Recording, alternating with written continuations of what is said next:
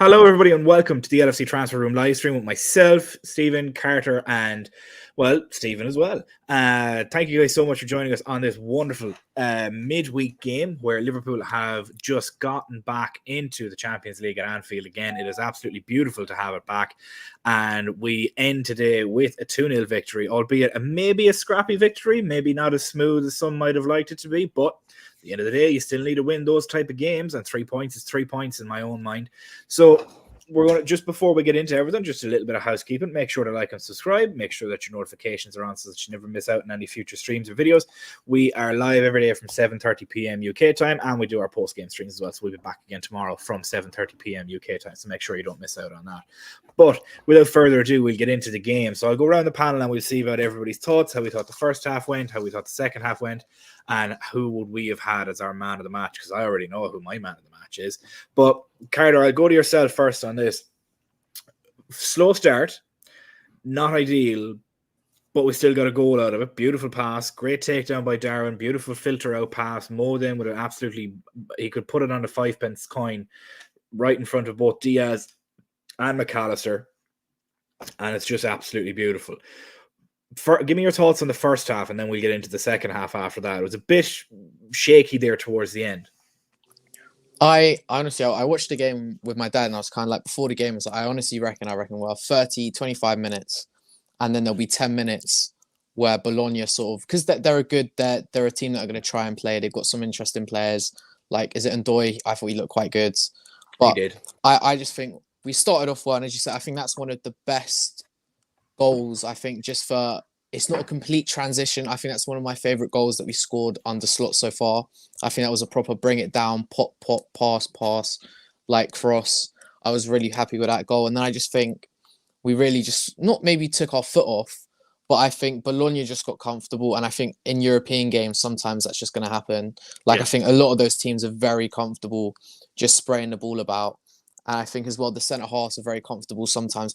We did press very well sort of at the start, but I think the more they grew into it, the more they were all comfortable on the ball. And I just think we're not complacent, but I think we didn't really get out of first gear. I think if we'd have gone 1-0 down, 1-1, I think you would have seen us perform a bit better. But I think in some of these games, we're just going to go, we're 1-0 up. We're happy. Like, they did have chances, but it was never like a ridiculous chance. Yeah. If that makes sense. Like, I think we're happy to kind of sit back and absorb a bit of pressure. So I was happy with it. I think it was all right. It's not perfect, but it was fine.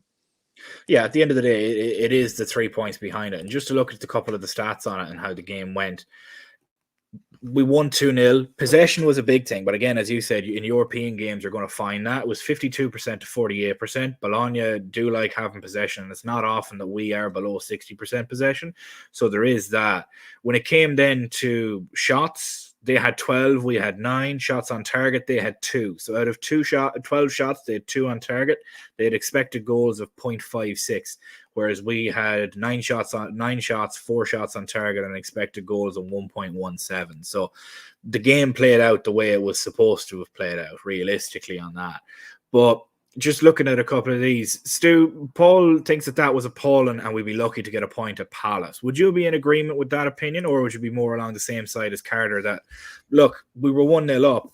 These are Champions League games. This isn't like we're playing Palace, as Paul is pointing out, who are currently 17th and having an abysmal start to the season. Now, I said Bologna had a bit of a poor start to the season, but they're still a Champions League side. It's not exactly, Palace are not that, in my own opinion, so far this season. They're completely disjointed. No, I think the comparison between Palace and Bologna, it's off a little bit. But firstly, I would say, like, so credit to Bologna, actually. I didn't quite know what to expect this season. I know they got picked apart a little bit in the summer. They lost a manager to Juve. So it felt like a little bit of a rebuild for them. And then Xerxes and Calafiori going as well. Exactly. So. And doing that as they're going into their first season of the Champions League, which nobody really expected. I kind of didn't know what to expect either. So I thought they gave us a good game. And I think they were very, very good opposition, but I don't think it was ever really in doubt, so to speak. I think, I said in our chat, the game today was the fine line between being confident and being overconfident. There were a couple of moments there where I think we overplayed it, but I think a lot of times we just looked comfortable in the system of what Slot is bringing in, and everybody just played their part quite well. Overall, I don't think any player like sort of magically stood out too much. Yeah. One or two, just a little bit more, but I think everybody had a good game. I don't think anybody was really at fault either. Against Palace, though, for this weekend, I do think we are going to have to step it up another gear because I do agree with, I don't think we got out of first or second, to be fair, tonight. So I think we are going to have to step it up against Palace because Palace have been pretty tough with us for the last couple of seasons at Selhurst Park. So I'm expecting a difficult game. So we are going to have to step it up. Yeah, it is. But see, what a lot of people are saying here, and Paul obviously mentioned it in reply to that, like it's complacency. It's complacency, and that's fine. But again, as Carter mentioned, like you're going to have those kind of games, especially in Europe, and we would have lost 80% of these games last season, but we've just won this 2-0. And not to point out to you, Paul, or anything in the chat, but we're damned if we do and damned if we don't. We've just won 2-0. We're undefeated in the Champions League. We've lost one game so far this season and conceded 3 goals while scoring near 20, I think is what we're at nearly at this point. Yeah. This is a vastly different team to what it was last season. And as Carter mentioned, that we're going to have an awful lot of games where we're 1-0 up.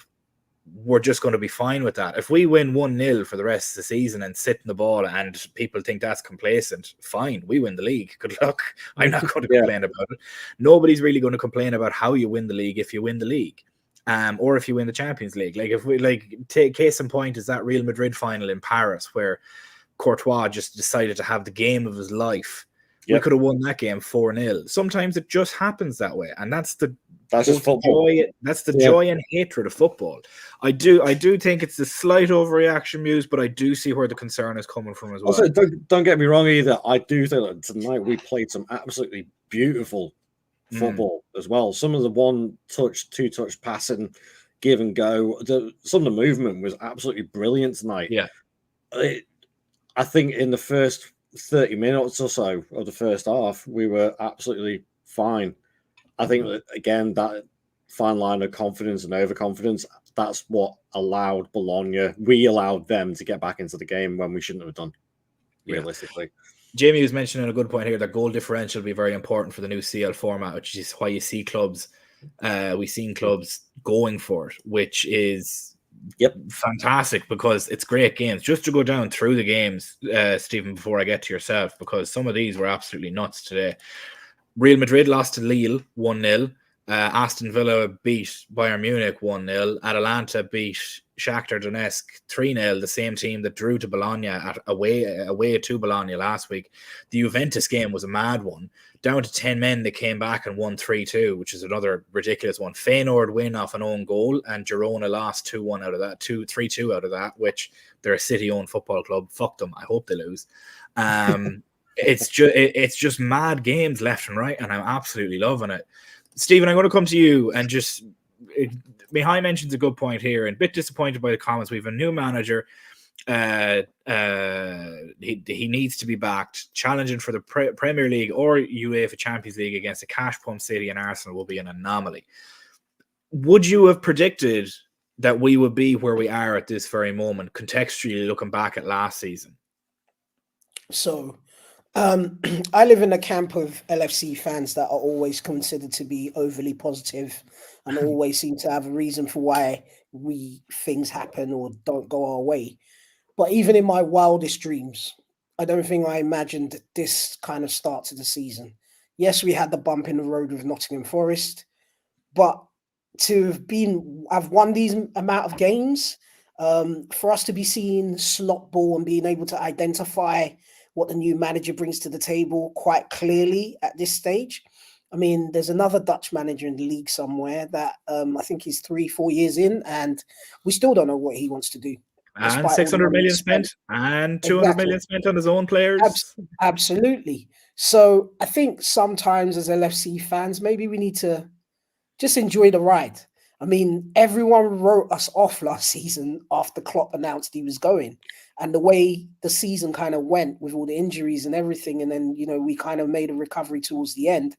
But, I had Arsenal fans, Man United fans, Chelsea fans telling me, oh, we can't wait to see what you're like next season. You're not going to make top four. And, all of that was said. And now they have to begrudgingly show us some respect. But despite all of that, despite all the change, despite the fact we didn't make any signings, which caused the LFC Twitter to melt down in the summer, and WhatsApp groups everywhere were overheating, despite all of that, we are where we are and we are doing well. And I think to come back to today's game, you actually could see that, because what you'll see moments of absolute control, moments of complete slot ball. But I think that we still have a hangover with Jurgen's heavy metal football. There's still people that expect those players to go out and perform in that way. And actually, no, we controlled the game without really getting out of second gear today. Mhm. Will we have to raise it against Crystal Palace? Likely. Do I think we will? Absolutely. And there were moments in the game tonight where I just think Bologna couldn't get anywhere near us. That goal that Salah scored, the play that led up to that. How can you watch that and not be entertained? I mean, I want to shout, are you not entertained? That is beautiful football. It's European nights, Champions League nights at Anfield yet again. And we come away with a 2-0 win. That's what you call a professional performance. I'm happy. Yeah.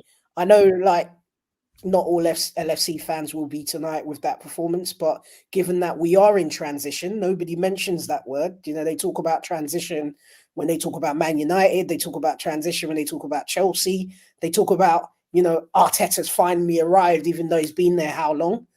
But when it's us with a new manager, new backroom staff and everything, and fairly new squad, there's no talk of transition. But this is what happens in a transition. You'll have moments where the team will just be playing amazing football, and other moments where you think, actually, have they played together before? And you have to give credit to the opponents as well. These are good teams we're playing. This is Champions League. These are top teams. Bologna did amazingly well last season, finishing, I think, what was it, 5th in their league? Yeah, they finished 5th or 4th. Yeah. They got one of the Champions Leagues. And from what I understand, and someone can verify this, they've got the 15th largest wage bracket in their league. So they're punching above their weight. So that's a good team. That's a good team. So for us to get a 2-0 clean sheet, was it perfect? No, it wasn't, but I'd take in that all day long. Yeah. If we finish the league, if we look like that the rest of the way throughout the league and the Champions League and win every game 1-0, who's to complain? After you win the trophy, nobody cares how you won it. You won it. That's the way that I look at it. It's Carter, just to take a look at the second half. We all expected changes. We all sort of had a look at it. Nunes was taken off in the 60th minute slot. Obviously wanted to make a change there. I think it's more because they obviously Bologna kind of changed their tactics as well. To my mind, what Bologna decided to do is sit back and try and go on the counter, because they obviously know that we play possession football, and they just try to sit back and sort of counter press, for lack of a better term. So obviously in that sort of a situation, rather than somebody that runs in behind against an open team in a high line, you'd need somebody like Diogo Jota. Horses for courses, so to speak. How did you see the second half playing out? Would you have seen it in the similar ilk to myself, or did you think that maybe the substitution came a little bit too early, or was it the right time? What were Slot's tactical adjustments like in the second half for you? I think just before I get into that, I actually want to give a shout out to Lechami. I was decently impressed with him for playing for Bologna. I thought he looked quite good. But for us tactically, I think we're kind of in a weird space. I think as much as we've got quite a big squad, I don't really think we have players that do what Slot really wants. I feel like if you're taking Robbo off for Tsimikas, you're not really changing anything at this point. They both kind of do the same thing. Obviously, Tsimikas is just way less athletic, smaller, and he just kind of does the same thing as Robertson. But I think the big thing with sort of Nunes, and I wanted him to get the full 90 for him, but I really think we lack someone that brings everything together. And it's easy to say if we had Firmino, but there's not really Firmino's about. I really think that Jota at the moment is the best of that world of linking the play and sort of holding onto the ball, which is mad to think when sometimes Jota's been seen as a sort of a head down dribble guy. So I could kind of see that change coming. But I also think the midfield, I just don't think we can change much.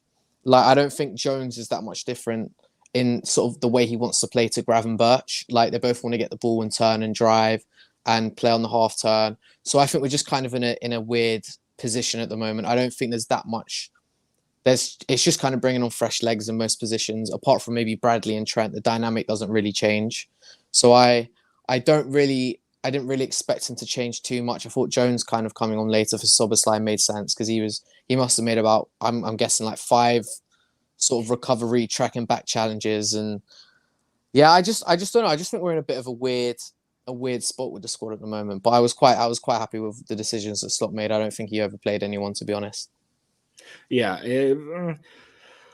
it's yeah, I agree in some senses. I think there was just a tactical change. That's why I see people obviously ripping on Núñez, and yeah, he had an offside that was just minuscule offside, but it's offside nonetheless.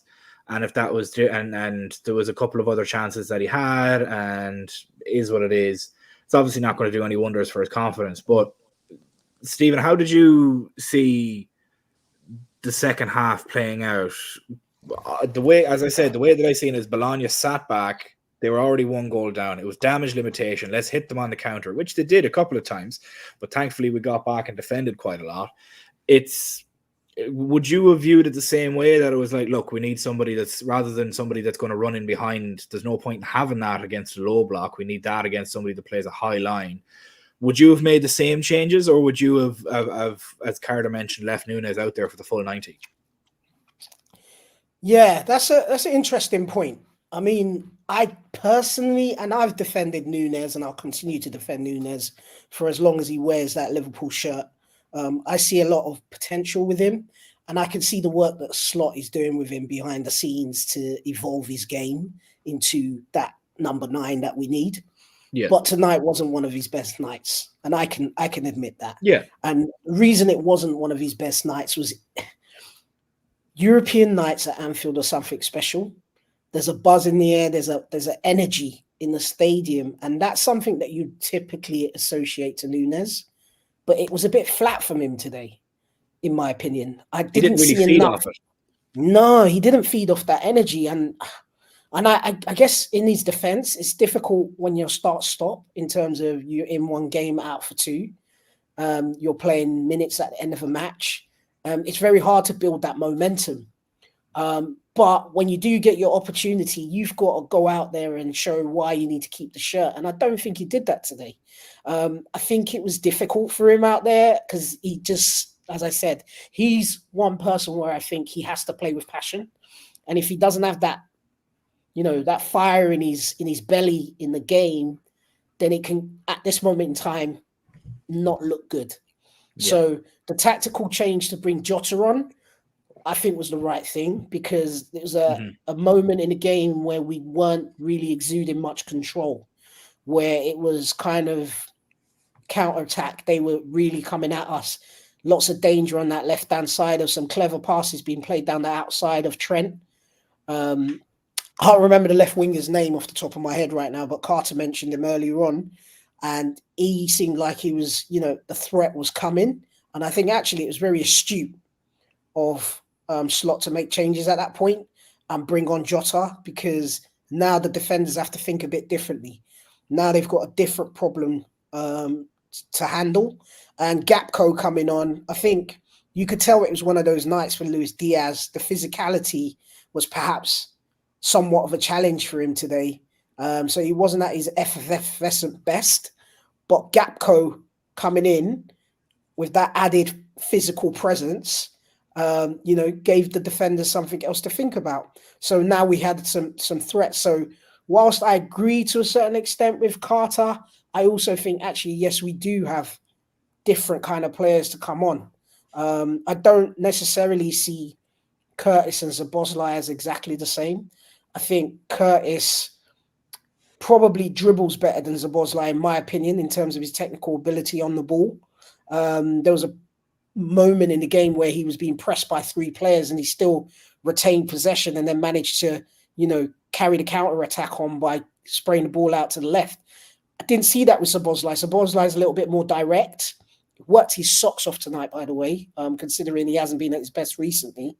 But again, I come back to the fact that this team is in transition. So a lot of players, they have their physical and technical abilities, but they're learning a new system. Whether we understand that or not, they're learning a new system. So what does that mean? In the principles of learning, then they're at what's called the cognitive phase, which is where you have to think before you do things. Am I in the right position? What run should I make? And what that does is it doesn't quite flow all the time. So when they get to what's called the autonomic stage, which is the final stage of learning, where you just do without thought, things will flow. And you see moments of that in the game.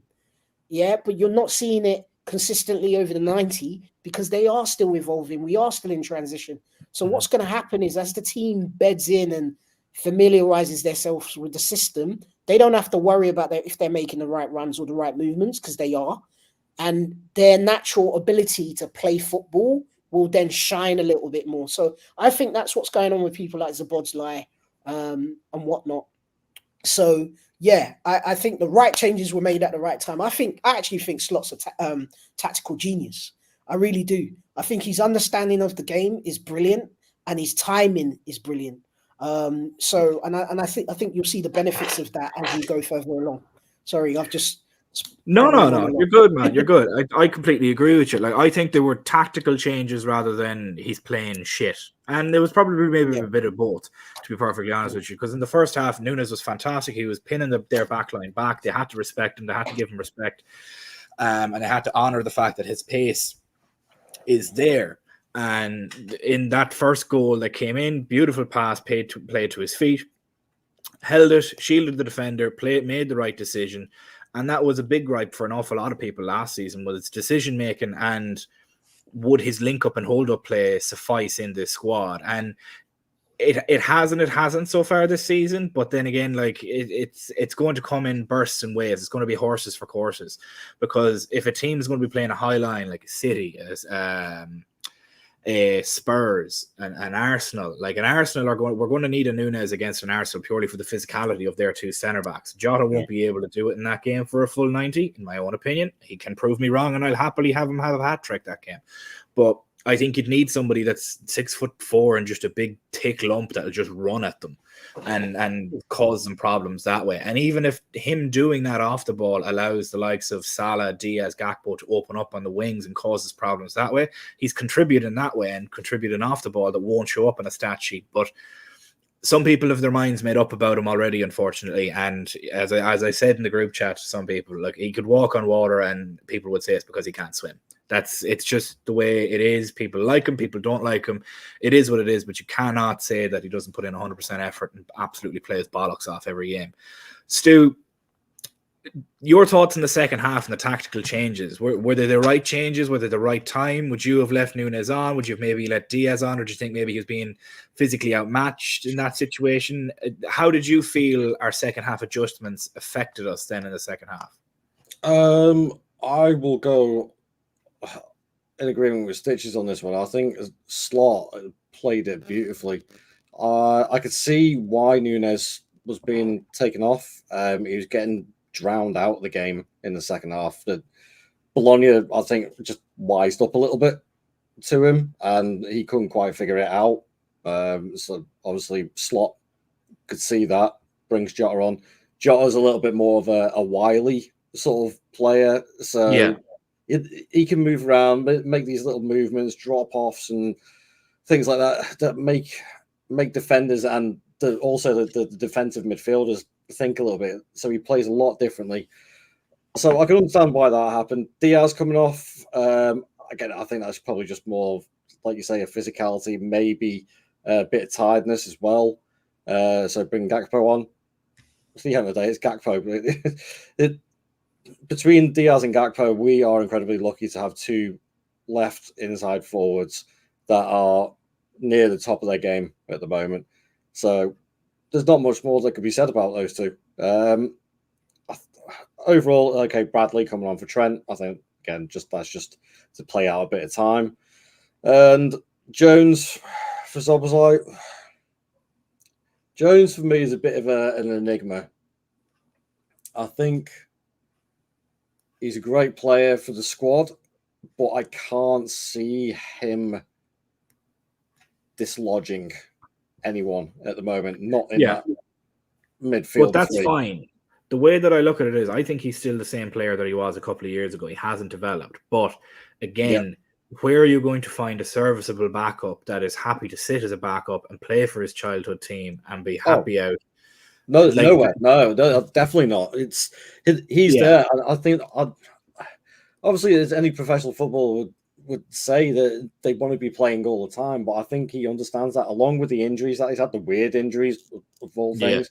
I think between him and Zob and obviously Elliot coming back, I think that's that position covered quite well. I think Szoboszlai, big shout out for him. He put in an absolute shift this evening. Personally, I think was probably his best performance this season. Yeah. As far he may be starting to settle into what Slaughter wants him to do.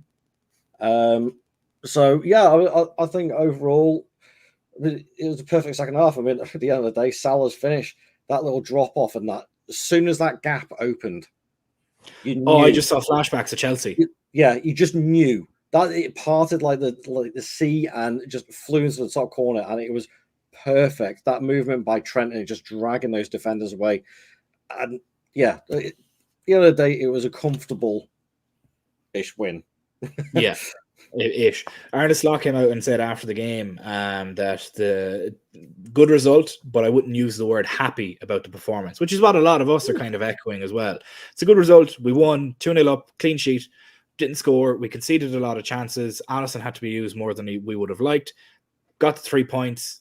Still only one goal conceded in the Champions League so far, and that was away from home. It is what it is, the way it is. I genuinely think that it's a hard Champions League night, and those kind of games last season, I don't think we would have won this game last season. Stu, I'll come back to you again before we finish up, and we'll go through our man of the match opinions. I think yours would be Szoboszlai. Would I be correct in saying that? Sorry, who was that for? For you, for your man of the match, my friend. Actually, it's a tough one, but no, I'm going to go Grav again. Yeah. I can't at the moment. I can't look past Grav. For the last few games, he's just been phenomenal. Yeah, he has 91% passing. He had 58 touches, 7 passes into the final third, three out of 4 successful dribbles. He then had all of his tackles, one clearance, 2 defensive actions, 9 recoveries. He won 67% of his duels. Like, it's almost pedestrian for him at this point. It's nuts. And the fact that we got him for how much?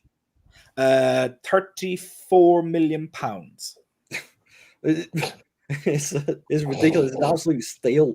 I mean, okay, he didn't have the best season last season. I don't think Klopp really knew how to get the best out of him, plus a couple of injuries. But this season, but if he was bought this summer, people would be like, "Oh, we're sorted. We're sorted at the DM position. We don't need to worry about it." Like, if he was bought this summer, people would have been having that attitude about it.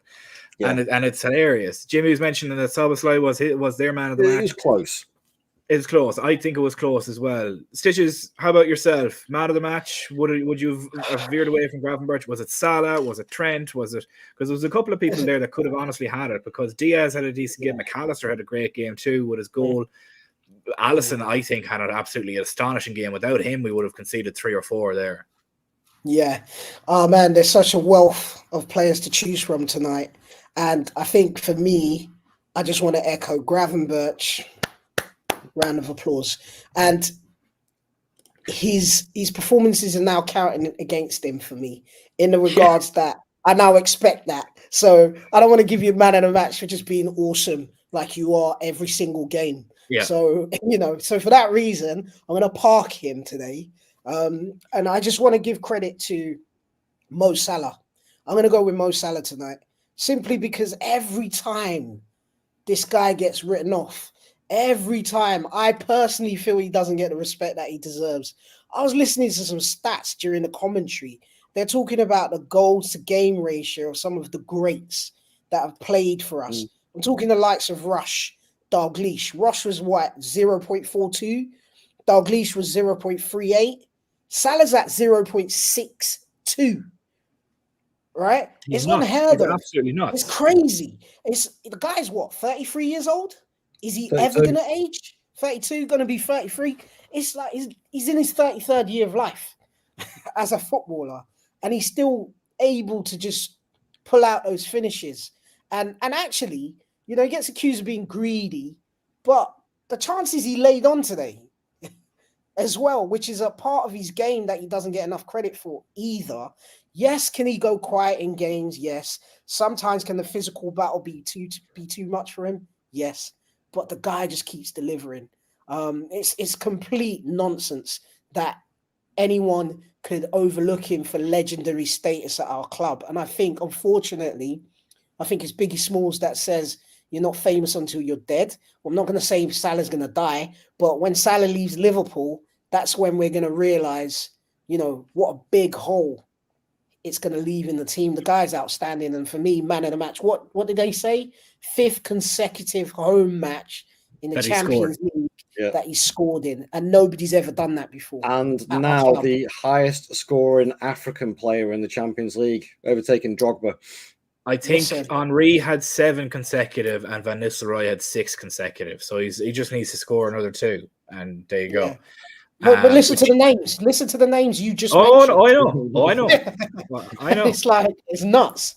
And he's not too far. The second he passes Thierry Henry, he's one of the greatest Premier League players that has ever graced the league. And arguments can be made for the greatest as well in many a case. Carter, I'll throw it over to you to finish us off with the man of the match. I myself have Gravenberch, but I'll get into that in a moment. Do you have anybody of a different, or did you see anything different that some of the rest of us might have missed? I honestly, when you said the sort of the saves and sort of shots from Bologna, I honestly felt like Alisson did more than he actually did. If that made sense, it felt like he actually had a busier night.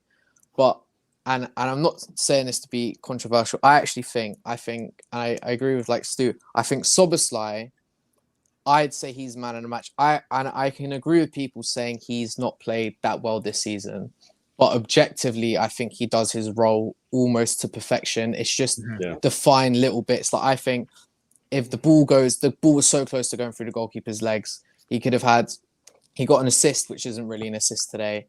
He had sort of the back heel thing. I think he does everything you want from the position, and I think today was the perfect example of that. But he was just missing sort of the cherry on top. And I actually think, and I think Grav, and I'll say this, I think Grav and McAllister have been quite good this season. But how many passes did you say Gravenberch made? I feel like although Gravenberch played really well today, I actually don't think he did enough of what you'd want. Like, I think you almost want him to be hitting 90 passes against a team like Bologna. You want him or McAllister to you want one of them to step up and be like, let's calm down. We're just going to pass them to death a bit more. And I did obviously say earlier, we're kind of happy sitting off. But as well as I think they played, I think we still were missing something from the pivot, if that makes sense. So I think I'd have to go for Szoboszlai. And I also think maybe Gravenberch's performance was more consistently like 9 out of 10 than Szoboszlai. But I think Szoboszlai had more sort of big, impressive moments, like the chase, the sort of chase downs and the things that like the big actions in the game. So I think I'd have to go for Szoboszlai. No, I see it's a toss up between the two. I can't disagree. So with Gravenberch, McAllister, and Szoboszlai, they all completed over 40 passes. I like McAllister had 36 out of 40, Gravenberch had 41 out of 45, and Szoboszlai had 36 out of 43. Szoboszlai won 71% of his duels, absolutely astonishing. Obviously, Gravenberch won a gaggle of his as well. He won 67% of his. And then you have McAllister winning 67% of his as well, which is just phenomenal as well. So there's a lot of duels and a lot of passes made in that midfield three. I think as well, just the nature of the game and how high Bologna were pressing. The passes, those 90 passes, you're not going to reach them in that. But I think certain guys, I think certain profiles of player just allow you to do it. I think both have the potential to, but I think and that's what I mean. I think they probably both played better than Szoboszlai, but I think Szoboszlai did his role better. I think it was a matter of Yeah, no, I agree with you. I think it was a matter of more, we're one goal up. We know they probably have a goal in them. So we were still playing on trying to play on the front foot rather than trying to kill a game off. If we were 2-0 up going into the second half, I can guarantee you those passing numbers, and it would have been an awful lot higher to the level that you would have wanted. I think it's purely just because of the situation of the game that it was 1-0 that they were like, look, we got to keep going. These guys probably have But I also think Slot would have wanted us to keep the ball more. Like, I don't think, as you said, he wasn't happy. And I think as well as we did, it was a bit Arsenal where we just sat back. And I do think they play well, but that is, I think, 76 passes from the pivot against Bologna probably isn't. I mean, I don't know, maybe Trent adds a bit to it, but I thought Trent was not very good today. But yeah, he was middling. To be fair, Trent was on 29 to 39 passes, so about 100 passes between him and the other two. Yeah, that's not terrible. Yeah, his long balls were what killed him. 5 out of 9 there, which is a great number to have. But I would have had it's a toss up for me. You can make an argument for yes, the rest favorite color was yellow, and he's a tit. He was awful. He was absolutely shocking. Did you see the tackle from Shimikas where he clearly got the ball? Clearly got the ball. One of the other hosts, Dan, who's going to be on the post game on Saturday. He was at the game tonight with his eldest. It was their first game. His eldest child's first game there, and what a game to go to! Champions League, middle of the week, great game on a school night, no less. But he said from his position, he had a very clear view of it, and there was all ball. There was nothing there. And just Simicast just gets handed a yellow card. I don't know. Maybe it's just it's. I suppose it gets us in the mood for what it's going to be like on Saturday with those fucking dopes. I was going to say an R word, but I won't because we're on stream, and that might upset a couple of people. But we're going to leave it there, guys. Liverpool are 2-0 victors over Bologna at the first game back in the Champions League at Anfield, sitting pretty undefeated in the Champions League so far. We are, as it stands in the table, we are 5th in the table with goal difference. The only reason Borussia Dortmund are all the way up the top is because they absolutely pumped. Was it? So who did they play last? Celtic, absolutely pumped Celtic. Look, Brendan Rodgers' magic ends at Hadrian's Wall. That's the best that you can look at it.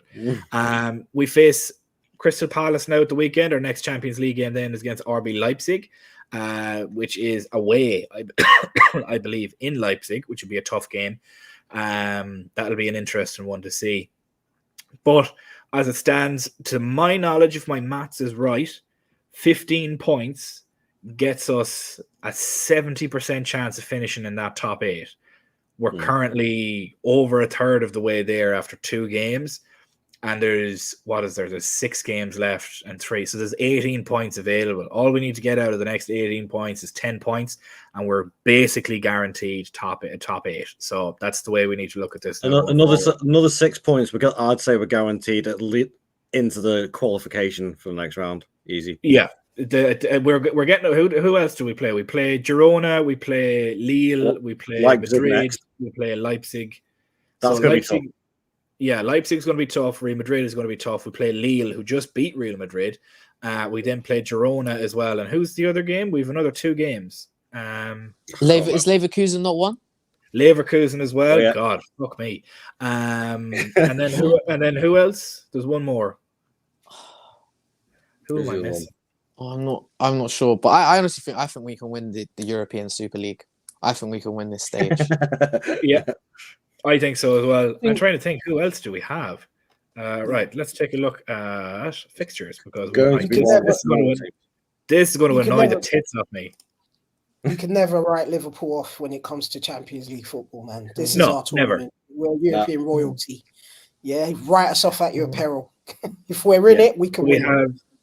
We've Leipzig next, and then Leverkusen after that, and then it's Real Madrid after that, and Girona after that, and then it's Lille. Okay, so who? Oh, PSV. That's who I'm missing. PSV is the last game, and that's on the 29th of January. So that's when it ends. Our last 2 games are home to Lille and away to PSV. And either side of that PSV game, we're playing Ipswich at home and Bournemouth away afterwards. So decent enough fixtures there, in my own opinion on that. Before that, then obviously we're playing Real Madrid on the 27th of November. And immediately after that, on the Sunday, we're playing Man City at 4 o'clock, which is going to be a big game. And our next slate of games, we've Palace away, Chelsea at home, Leipzig away, Arsenal away, Brighton away. That's a cracker of a run of 3 away games there.